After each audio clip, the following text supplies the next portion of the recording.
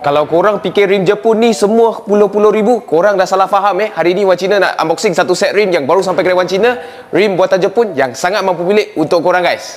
Okey guys, inilah rupa rimnya. Rim 57DR daripada series Grandlights. Okey, rim ini adalah light wheel concept, iaitu dia adalah rim floor forming. So dia punya ringan, kejap lagi kita timbang dulu bagi korang tengok.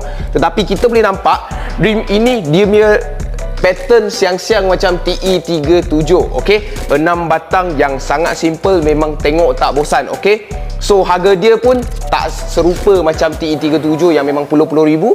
Ini memang harga bawah daripada 10 ribu. Okey, kita boleh nampak design dia yang kosong. Memang kita tahulah dia belanja caliper ataupun belanja disc yang sangat besar. Okey, lepas ni korang nak tukar Ettore ke, tukar AP ke, tukar mana-mana lah yang besar-besar, semua dia boleh lepas sebab dia ada big brake kit punya caliper clearance. Okey, so kita boleh nampak design dia simple macam T37. Selain daripada tu, ukiran dia semua sangat cantik. Sini dia ukir race, memang rasa sangat sedap lah. Made in Japan, Grandlights dan juga 57 dekat sini. Okey, memang sangat-sangat cantik finishing dia sebab dia pakai warna matte black yang nampak kilat sikit. Color code dia panggil SB. Okey, SB senang lah kita cerita lah, matte black. Okey, so tak payah nak cakap banyak, kita cakap pasal spek dia dulu. 19 kali 9,5 JJ, offset 45. Kalau orang yang nak lower kereta takut 38 sagat, boleh angkat rim ini. Okey, anti slip dia pun ada.